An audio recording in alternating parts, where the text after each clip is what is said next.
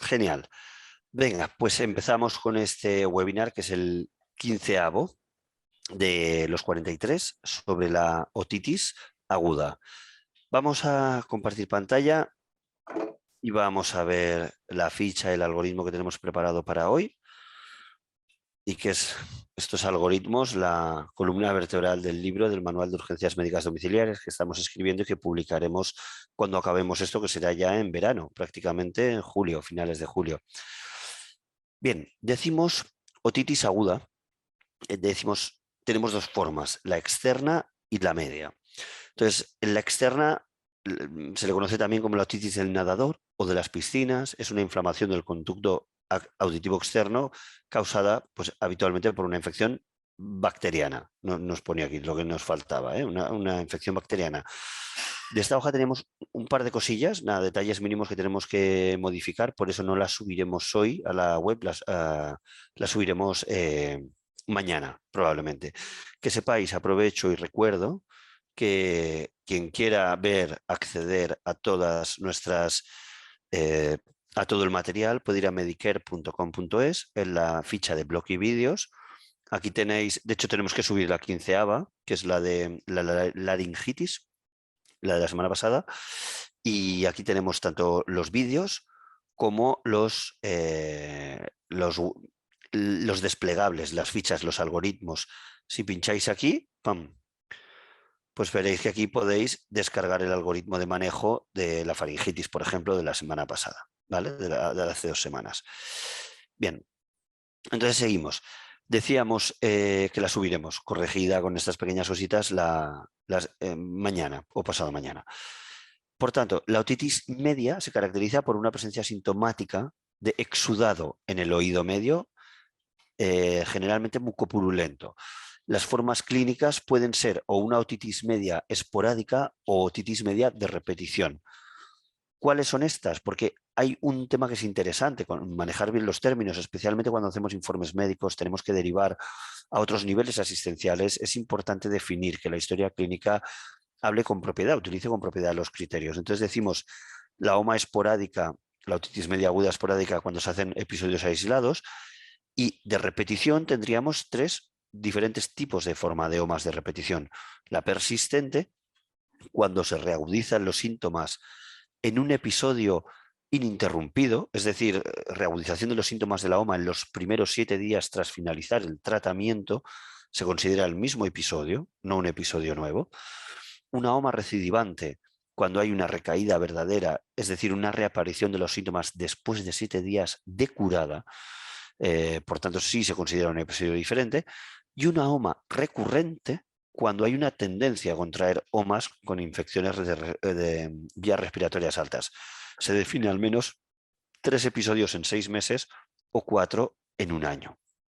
Bien, teniendo los conceptos claros, vamos a ver la diferencia entre la sintomatología de la externa y de la media. En cuanto a la externa, puede ocurrir a cualquier edad, tanto pediátrica como en adultos. Generalmente hay antecedentes de humedad, de manipulación del conducto auditivo, ¿no? Los típicos bastoncillos. No hay una falta de limpieza, a veces también vemos, ¿no? Características externas, perfiles con dificultades sociales, natación sin duda, con o sin tapones, menos con tapones, y también el verano, porque es tan frecuente en agua de piscina como en agua de mar. Entonces, generalmente hay una alta tasa en verano. Etiología principalmente Pseudomonas aeruginosa, Staphylococcus aureus, otros polimicrobianos. Y la clínica suele ser 90% unilateral, ¿no? En cuanto al dolor, a la otalgia, signo del trago positivo, dolor a la tracción del pabellón, calor local, dolor al masticar, más o menos sensación de taponamiento, hipoacusia y adenopatías sensibles pre o retroauriculares. A la autoscopia a veces se puede y a veces no se puede explorar propiamente porque es muy doloroso. No siempre, pero la mayoría de veces se observa un conducto inflamado, estenosado, un conducto auditivo externo eritematoso, doloroso al tacto, con diferentes grados variables de estenosis, de edema, de descamación epitelial y de otorrea. Y a veces miringitis. Esto es lo que vemos en la externa. En la media, pues más frecuente en cuanto a la edad en lactantes y niños pequeños, es rara vez en adultos. Infección de vías respiratorias altas como antecedentes frío e invierno. Principalmente una etiología, o sea, también bacteriana, pero de Staphylococcus pneumoniae, Haemophilus influenza y Moxarella catarrhalis. Una clínica, en general, siempre la otalgia es un signo no específico, no patognomónico, pero sí frecuente, sí constante. La otalgia, llanto, irritabilidad, otorrea, hipoacusia, sensación de taponamiento, con más o menos cefalea, rechazo del alimento, rinitis, náuseas, vómitos y diarrea. Y a la otoscopia, pues observamos un tímpano inflamado, engrosado y abombado. En la opacidad a veces presencia bullas, la meningitis bullosa, y si hay perforación de la membrana timpánica, el paciente presenta otorrea purulenta, lo cual alivia mucho la presión dentro del conducto auditivo y genera un alivio inmediato del dolor. Bien, por tanto, luego veremos el tema de recomendaciones, pero en el caso de perforaciones es crucial la derivación y es crucial evitar la humedad en el oído. Ahora vamos al tema del tratamiento. En cuanto a las otitis externas, aquí hay un error tipográfico, que esto vamos a corregir. Vemos ciprofloxacino. Empezaríamos con las otitis externas con cipro más corti, en niños mayores de 2 años de 4 a 6 gotas cada 12 horas durante 7 días. Si es de menos de 2 años, veremos que será un criterio de derivación. Por tanto, siempre nos enfocaremos al tratamiento domiciliario en niños de menos de 2 años.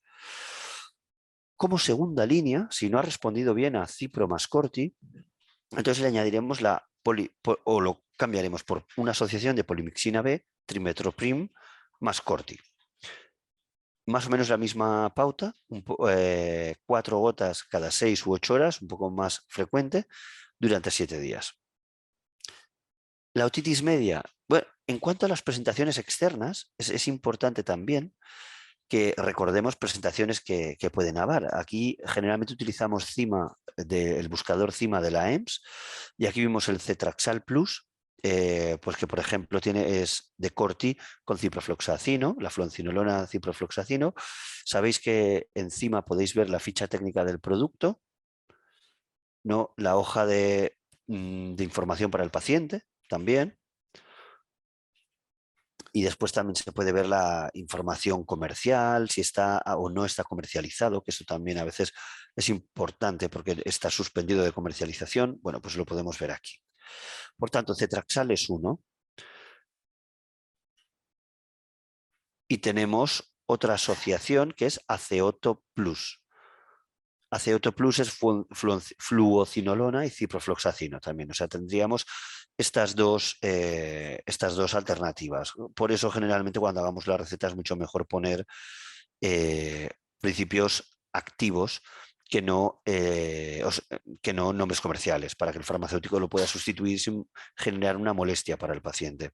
Porque si no ponemos un nombre comercial, no siempre el farmacéutico se ve en la potestad de poderlo cambiar. Y eso puede ser un problema. Entonces, mejor hacer prescripción de principios activos. Bien, y en el caso de la polimixina B, trimetoprim más corticoide, gotas óticas, pues tenemos el Otix gotas óticas. Esto hay otras, este es de M4 Pharma, hay otras asociaciones, pero bueno, estas están comercializadas, están actualizadas y bien. En cuanto al tratamiento de la otitis media, tenemos, inicialmente empezamos por Amoxi, en niños haremos 80-90 miligramos por kilo y día, 2 o 3 veces al día, durante 5 a 7 días. Y si esto fracasa, aquí vemos que dice si fracasa la opción anterior, o en adultos empezamos directamente con amoxiclavulánico. En adultos empezamos con la presentación más habitual, que las de 875-125, cada 12 horas durante 5 o 7 días. Y si fracasa la amoxi en niños, entonces cambiamos a amoxiclavulánico a dosis de 80 miligramos por kilo y día, más la respectiva dosis de clavulánico, esta es la de amoxi, cada 8 o 12 horas. Bien, si esta alternativa de los betalatrámicos, bien porque consideramos que ha tenido resistencias o no ha sido adecuada, o bien porque sea alérgico, no es la que consideramos de primera línea, o bien porque la hemos agotado, pasaríamos a la segunda línea, y aquí tenemos dos alternativas, o bien cefuroxima 500 miligramos cada 12 horas de 7 a 10 días en adultos, en niños 30 miligramos por kilo y día cada 12 horas, también durante 7 días, o bien acitromicina 500 miligramos dosis única un día, y después 250 miligramos dosis única de 2 a 5 días. Dependiendo de la gravedad del cuadro, pues nos sugerirá mayor o menor duración. Sabéis que las cajas en principio son de 3 comprimidos, por tanto, si vamos a hacer 5 días, tendremos que prescribir en la receta 2 cajas. Y en cuanto a la dosis pediátrica de acitromicina, pues sería 10 miligramos por kilo dosis única el primer día, 5 miligramos por kilo en una dosis única diaria, el resto los siguientes 4 días.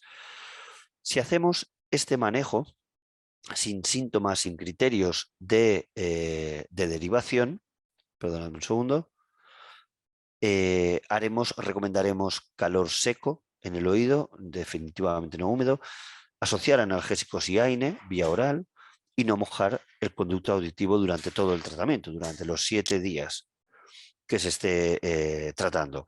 Si además hay riesgo después de las otitis bacterianas de generar otomicosis también.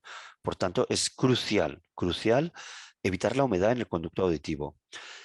Si es una otitis media, entonces es obligatorio el seguimiento por médico de cabecera, porque aquí le podemos decir, bueno, si realmente esta evolución del tratamiento es favorable con las gotas externas que le hemos dado, pues no es estrictamente necesario la derivación a cabecera. Pero la otitis media siempre tiene que ser revalorado el cuadro, porque sí que es un tipo de infección que puede derivar ahora veremos, la evolución puede tener un peor pronóstico, por tanto siempre tiene que ser revaluada, y obviamente todo el tratamiento antibiótico tiene que ser complementado con tratamiento analgésico antiinflamatorio. En el caso de que aquí no se evalúe un seguimiento favorable, le recomendaremos que en el caso de que tenga privada, que es la mayoría de los clientes que nosotros vemos, acuda a un otorrino a revisárselo. En el caso de que fuera de un cliente del sector público, que acuda al médico de cabecera para que le derive al otorrino si así lo considera. Bien, ¿y cuándo deberíamos derivar una otitis, ya sea externa o media? Pues bien, cuando consideremos que tiene una evolución grave. ¿Cuándo es una evolución grave? Pues decimos que la evolución puede considerarse leve, moderada y grave en función de diferentes de la evolución de los diferentes signos y síntomas. Diríamos que es leve si en cuanto a dolor tiene disconfort, prurito, picor. Vemos que la secreción es leve y es acuosa, es serosa. Hay un eritema discreto del conducto. Hay un edema discreto, no está muy hinchado, y generalmente no se identifica afectación fuera del conducto auditivo externo. Diremos que es moderada cuando hay un signo de trago positivo, ¿no? Sensible al dolor. Hay una secreción seropurulenta, pero no es pus franco. Hay un eritema ligeramente más vivo, mayor hinchazón del conducto, pero sigue sin haber afectación fuera del conducto auditivo externo, y diremos que es grave, la otitis externa ha evolucionado de forma grave cuando hay dolor intenso permanente, la secreción es seropurulenta o con carácter de pus franco, el eritema es muy notorio, el conducto está obstruido, prácticamente no se puede introducir ni el otoscopio, el cono, y cuando definitivamente se observa celulitis, adenopatías, afectación de las parótidas, de la estructura anexa al oído. En este caso ya consideraríamos que es grave. Y si es grave, hemos dicho, es por tanto un criterio de derivación hospitalaria. Así, cuando sea una otitis externa en niños menores de 2 años, constituye por sí un elemento de derivación. Sospecha de otitis externa maligna, de pericondritis, ¿no?, de estructuras anexas, celulitis secundaria a otitis externa aguda, una otitis media en niños menores de 6 meses, también deberíamos derivarlo. Una otitis media con otalgia intensa que no se controla con analgésicos habituales, ni que sea para el manejo del dolor, también tiene que ser, se requiere una evaluación especialista, o de la compresión que puede haber dentro. Si es una otitis media, a lo mejor hay que hacer maniobras de evacuación timpánica. Cuando se sospechan complicaciones. ¿Qué complicaciones? Aquí este título lo hemos de sustituir, porque está mal, se ha copiado el de arriba, pero aquí sería el título del cuadro 3, sería complicaciones de las otitis. De la otitis externa, las complicaciones más frecuentes serían la pericondritis, la mastoiditis o la otitis externa maligna, y de la otitis media sería una mastoiditis aguda, una parálisis facial, laberintitis, meningitis, que sería la complicación más grave, bueno, junto con el absceso cerebral, ¿no? Que yo en urgencias diría que he visto un caso de absceso cerebral en una otitis media.